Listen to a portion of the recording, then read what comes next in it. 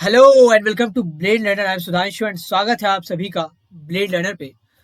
आज के सेशन में हम नेशनल इनकम अकाउंटिंग की सीरीज को कंटिन्यू करने वाले हैं, जिसमें कि हमने अब तक डोमेस्टिक टेरिटरी के बारे में जाना था। What is domestic territory and what does the term normal resident mean, उन दोनों चीज़ों को देखा था। एंड अब बारी है एक डिफरेंस पता कर लेते हैं कि सिटीजनशिप एंड रेसिडेंटशिप में क्या डिफरेंस होता है। ऑफन लोग इन दोनों टर्म को एक मान लेते हैं, बट ये दोनों टर्म एक दूसरे से बहुत ज़्यादा डिफरेंट है। लाइकवाइज पिछले सेशन में मैंने बताया था कि normal resident and citizen both are different thing, they different from one another. तो इसी चीज़ को हम इस लेसन में देखने वाले हैं। Now this video and this series would be very helpful for all the students who are currently in their class 12th and have economics as their one of the subject. So stay tuned, and before we start this lesson, make sure that you hit the subscribe button, make sure that you hit the bell icon so that you will get notified whenever we upload a new video. Now, citizenship residentship.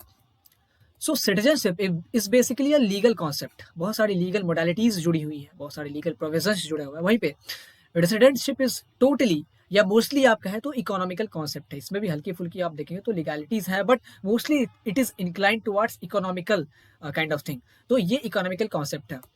जैसे आप देख सकते हैं कि किसी भी country में अगर आप उस कंट्री में जन्मे हैं, like in India if you are born here then you are naturally the citizen of India, तो आपको प्लेस ऑफ बर्थ के आधार पर सिटीजनशिप मिल जाती है आसानी से। या जैसे इंडिया के केस में क्या, तो बहुत सारे अलग प्रोविजंस भी हैं। लाइक अगर आपके पेरेंट्स इंडियन सिटीजन थे तो आपको मिल सकती है, या आपके पेरेंट्स में से कोई एक इंडियन सिटीजन था तो आपको मिल सकती है। और भी बहुत सारी लीगल प्रोविजंस है। तो this citizenship is totally a legal concept. वहीं पर residentship has more to do with your economical activities की आपकी इकोनॉमिकल एक्टिविटीज़ का सेंटर कहाँ पे है।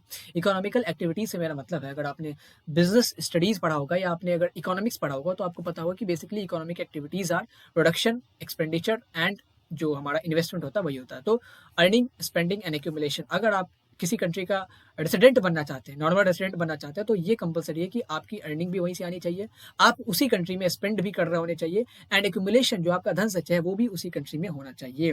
इन्वेस्टमेंट भी आपका उसी कंट्री में होना चाहिए। हालांकि इन्वेस्टमेंट आप बाहर भी कर सकते हैं, बहुत सारी प्रोविजंस है, there is no regulation. Now जैसे एग्जाम्पल के रूप में लेते हैं तो किसी भी पर्सन के लिए जिन्होंने कि बाहर जन्म लिया, इंडिया के बाहर, तो उसको अगर इंडिया की सिटीजनशिप एक्वायर करनी है तो बहुत ही लंबे एंड रिगोरस लीगल प्रोसेस से गुजरना पड़ेगा, एंड फिर उसको जाके सिटीजनशिप मिलेगी after going through huge and strict legal modalities. But residentship अगर किसी को चाहिए तो बहुत ही फ्लेक्सिबल प्रोसेस है। होता क्या है कि किसी भी पर्सन, चाहे उन्होंने बाहर ही क्यों ना जन्म लिया हो, चाहे वो बाहर के ही सिटीजन क्यों ना हो, हाँ चाइना के भी कोई सिटीजन होंगे या पाकिस्तान के भी होंगे या इवन अमेरिका के भी, किसी भी बाहर के सिटीजन को भी हम नॉर्मल रेसिडेंट बना सकते हैं। दैट मीन्स कि अगर कोई बाहर का भी सिटीजन है उसको भी इंडिया की रेसिडेंटशिप मिल सकती है।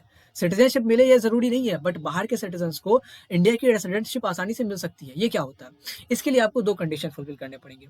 जैसे आपको इंडिया की रेसिडेंटशिप चाहिए एंड आप है सिटीजन चाइना के, तो आपको ये पहला कंडीशन है कि आपको इंडिया में मोर देन 1 ईयर रहना पड़ेगा लगातार, एंड आपका जो इकोनॉमिक इंटरेस्ट है, हिज और हर जो भी पर्सन है, तो उसका जो इकोनॉमिक इंटरेस्ट है वो इसी कंट्री में, इंडिया में ही लाई करना चाहिए। लाइक आप यहीं पे अर्न कर रहे होने चाहिए, आपकी स्पेंडिंग भी यही होनी चाहिए, एंड आपका जो एक्यूमुलेशन है, आपका जो धन संचय, इन्वेस्टमेंट है, सेविंग्स है, वो यही होनी चाहिए। सो basically this is the concept कि आपने इससे एक चीज पता चलती है कि लाइक जो कोई एक पर्सन किसी दूसरे देश का सिटीजन एंड किसी दूसरे देश का नॉर्मल रेसिडेंट आसानी से हो सकता है। जैसे मान लीजिए कि चाइना का कोई सिटीजन है, वो हमारे यहाँ 1 साल से ज़्यादा रह गया, वो यहीं पे काम कर रहा है। लाइक वाइज यहाँ पे मान लीजिए कि रिलायंस इंडस्ट्री में वो काम करता है, तो यहीं पे अर्निंग भी होती है उसकी, यहीं पे उसकी बड़ी फैमिली है, तो यहीं पे वो स्पेंडिंग भी करता है, यहीं पे उसका एक्यूमुलेशन है, सारा इन्वेस्टमेंट, सारी सेविंग्स यहीं पे है। तो ही और she would be considered as the normal resident of India.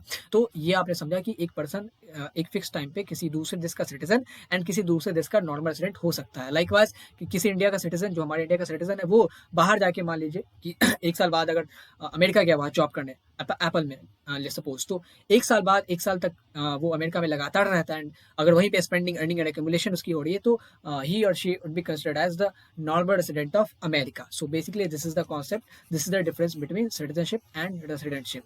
Hope you have enjoyed it, hope कि आपको ये समझ में आया होगा, एंड अगर समझ में आया तो you can like this video and don't forget to share this video. Before we go, make sure that you hit the subscribe button, make sure that you hit the bell icon. Thank you for watching. Me Sudhanshu signing off.